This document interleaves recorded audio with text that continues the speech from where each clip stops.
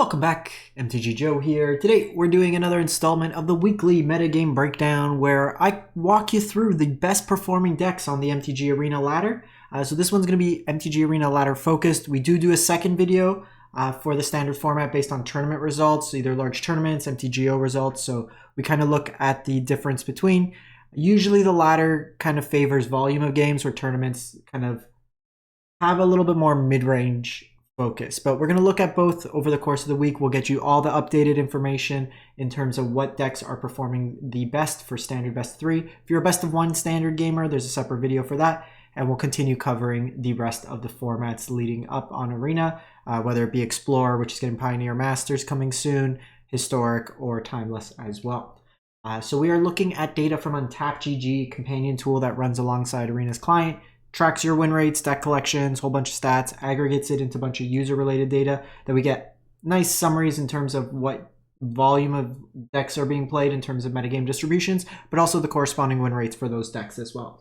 So we will look at that data today. If you want to use Untapped, link is in the video description, but I will timestamp and paste all these deck lists in the video description, as always, so you can copy and paste, and then just kind of net deck to your heart's desire.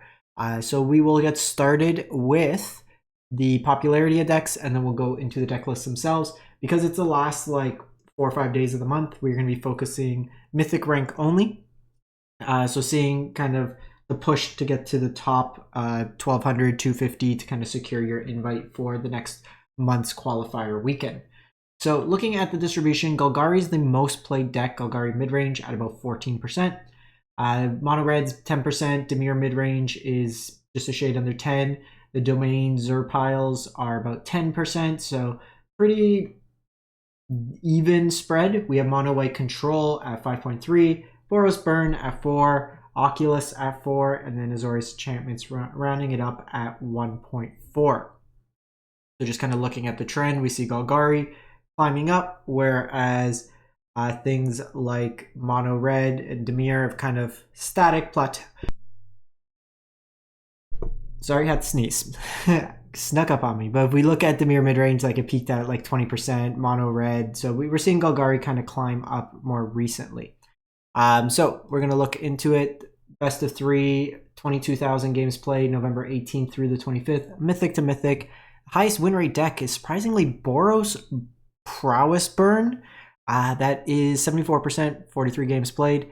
The big thing with this deck, the mana base is terrible. The fact that you have to play Raucous Carnival, Thran Portal, and even some copies of the Village, which doesn't play nicely with some of your burn spells, but it's kind of a mashup of the Mono Red aggro deck, adding in copies of Boros Charm and Lightning Helix in the main. There's some versions that lean a little bit heavier in terms of things like Bolt Wave or Sheltered by Ghosts in the main. This one's keeping it fairly stock to like the Mono Red strategy. The life gain from Helix can help in the races. And then Boros Charm is another way to provide double strike. You can also kind of Helix your own Nemesis, Burst Lightning it, all the same. There's no Monstrous Rage in this one here. So that's something to kind of keep in mind, but a little bit more reach with this particular version. Restless Biovac is another creature land that the deck gets access to. Torch Tower, cheap removal, Destroy Evil, deals with enchantments, which is part of the flexibility of the deck, as well as creatures with toughness 4 greater. So Zur enchantments hits pretty much all the creatures against like the demons. So this gives, compared to the Mono Red deck, which can struggle against some of the larger demons and like Golgari and Dimir demons, Archfiend the Dross, for example, this has answers to it. Devout Decree is a card that was reprinted. This deals with red or black creatures and lets you scry. Notably, this is Exile, so in the mirrors, deals with Heartfire Hero and Screaming Nemesis without taking damage. Rest in Peace for Graveyard Hate. Sheltered by Ghosts can be used as removal with Lifelink, and then Urbrass Forge for the grindier matchups. We then go to 5-color Niv, and I believe, if I'm not mistaken, I saw something like this either day 2 the qualifier weekend or qualify for the Arena Championship. I don't have the tweet handy, but this one's at 71%. So leveraging Ancient Cornucopia here. This lets you kind of gain some life, get some value off it, and helps you ramp ahead. Lightning Helix, up the Beanstalk pile with like Leyline Binding. playing a bunch of the tap dual lands, some Atraxas, Herd Migrations. Make Your Own Luck is a way to kind of cheat cast stuff. Ill-Time Explosion as a sweeper. This looks fairly similar to like an Ali Eldrazi previous version with Niv-Mizzet Supreme. Hexproof from Monocolor. So this gets around things like Go for the Throat, Leyline Binding, stuff like that. And then lets your instants and sorceries have Jumpstart, where you can discard a card and recast it. Tatiova in here, Roxanne as well. Sideboard, Graveyard Hate, Doppelgang for the mid-rangey control mirrors, Negate for counters, Outrageous Robbery, again, mid-range control mirrors. Soul Search as kind of a Thoughtseize effect. Render Inert, just basically, so think your opponent has Archfiend to Dross. It has 3 oil counters on it. Not anymore, they lose the game. For the more aggressive decks, you have Archangel of Wrath, Urgent Necropsy as more kind of removal that can hit up multiple targets. Deadly Cover Up as a sweeper, Make Your Own Luck for the grindier matchups. Kaya, again, for the heavy. Like, think against like Golgari, they don't really have an answer to something like this. Gruul. So we got a couple different variants of Gruul Prowess that we'll look at. So this one's the Innkeeper Talent version. So this one's at 71%. So 3 copies of Innkeeper's Talent. Very similar to the Prowess builds we've seen. Shock has been replaced by Burst Lightning, Heartfire Heroes, a couple copies of Might of the Meek, and then Snakeskin Veil for protection with a couple Questing Druids. Interesting, this version is on Scorching Shot over Witchstalker Frenzy. I think the flexibility of Frenzy being cheaper while also being an instant at times could be a little bit better. So that's something we'd probably want to try out in some numbers to see what pays off. Pick Your Poison and Paw Patch formation. One of the benefits of Gruul is you get access to a lot of flexible ways to deal flyers and enchantments compared to mono red. Torches, Obliterating Bolts, cheap removal, more Scorching Shots, and then Urbrask's Forge in here for the grindier matchups. So not next sequential, but I want to show it just to compare. So this one is about 6% lower. So some of the versions are kind of playing a mashup of the mono red version. So they have the mouse package in here, which we see. Screaming Nemesis in here, some Questing Druids. So think of it as like Questing Red, but the non-burn variant. While you still have some burn spells, some of the other versions, which we'll look at later, do have Bolt Wave and are more kind of all in on the burn package. Bushwhack can help you find lands early, but it's also a fight spell that you can use with Screaming Nemesis to get that value or to trigger your Valiant triggers. Snakeskin Veil as protection. And then very similar effects here, your Paw Patch, Innkeeper's Talents in here as well for the grindier matchups. Scorching Shots, Questing Druids, some more for the grindier matchups. Then go to Dimir Mid, 60, we're going to call it 69% for the culture. 69% on that. So cheap removal. This one here has got like bats in it. There was some, like, I was reading this good post today on Twitter, just discussion between Deep Cavern Bat and Drowner. With the prevalence of mono red and just everything killing this, not many ways to pump it up. A lot of folks are kind of trying out the Drowner in this place, just as a tempo element, offense, defense. It can have vigilance, and then it could also shuffle stuff back for value. Something nice to balance with Kaido to kind of stun counter your opponent's stuff. But bunch of cheap counters, cheap removal, the evasive creatures with Enduring Curiosity draw you a bunch of cards. Kaido comes in for value and then just kind of sneaks in and kind of draws you a bunch of cards that way there. Your sideboard, Hand Hate, Graveyard Hate, bunch of cheap removal, counters for the big mana decks, for the big creature flyer style decks, Render Inert, Blot Out, Tishana's Tidebinder for activated abilities, Shelly for card draw decks, kind of the mid-range decks. You kind of grind them out that way there. You have a lot of must-answer threats, and then if you could stick this, usually you can take over the games.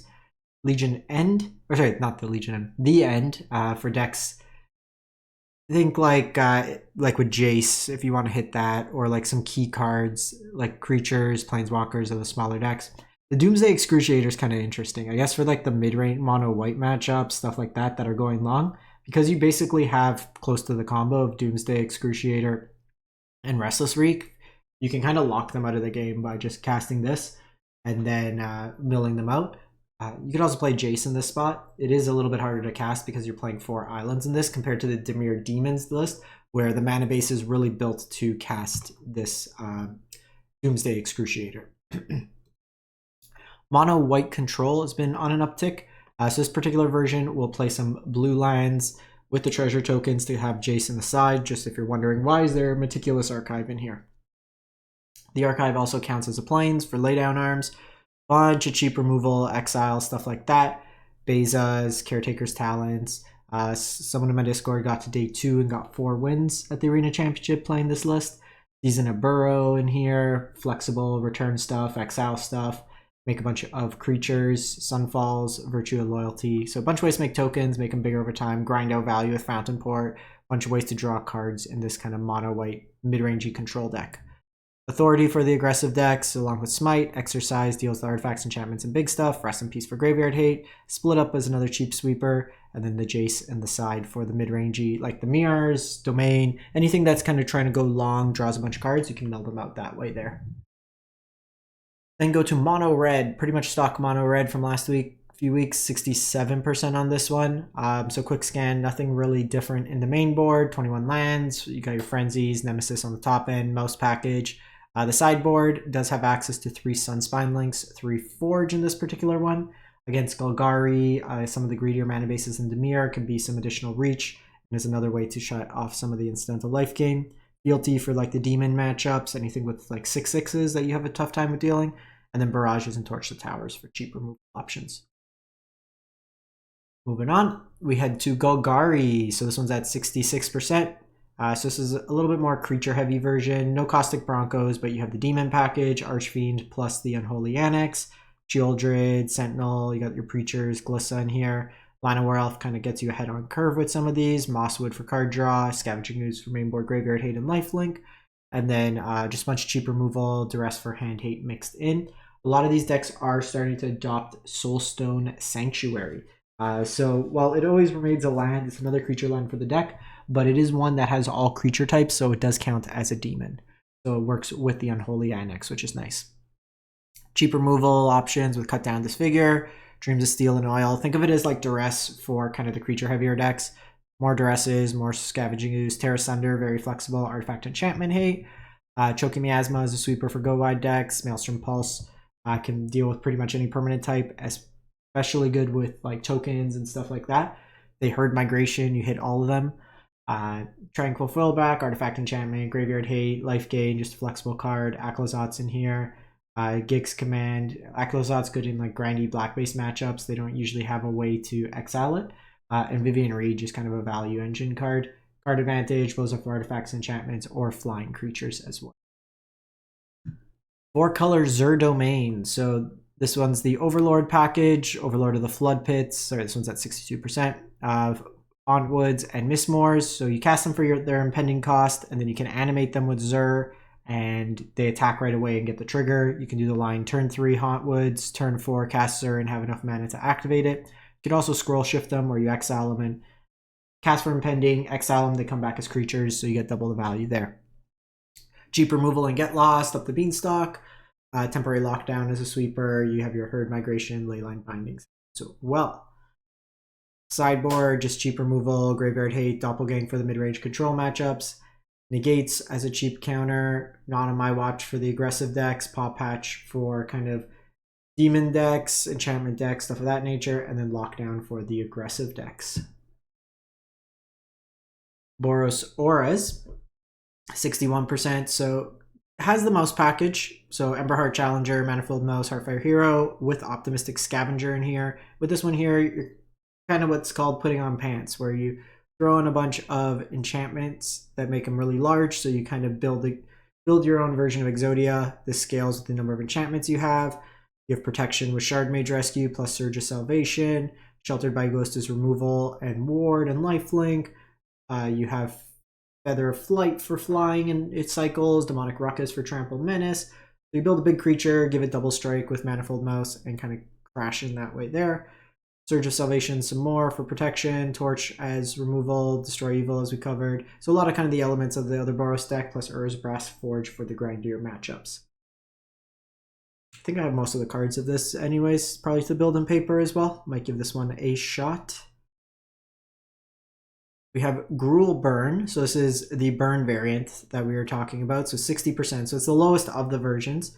You have your Nemesis, you have your Slick Shots, and then this one's on Bolt Wave, Burst Lightning, a copy of Kellen in here with the shocks as well. So just heavy on burn with Lightning Strike, trying to go face kind of just put them at a point where they can't catch up. And then Ghost Vacuum for Graveyard Hate, Paw Patch, as we mentioned before, Pyroclasm for Go Wide aggressive decks, Case for the grindier matchups, Twisted Fealty for big stuff, and then Witchstalker Frenzy as cheap removal.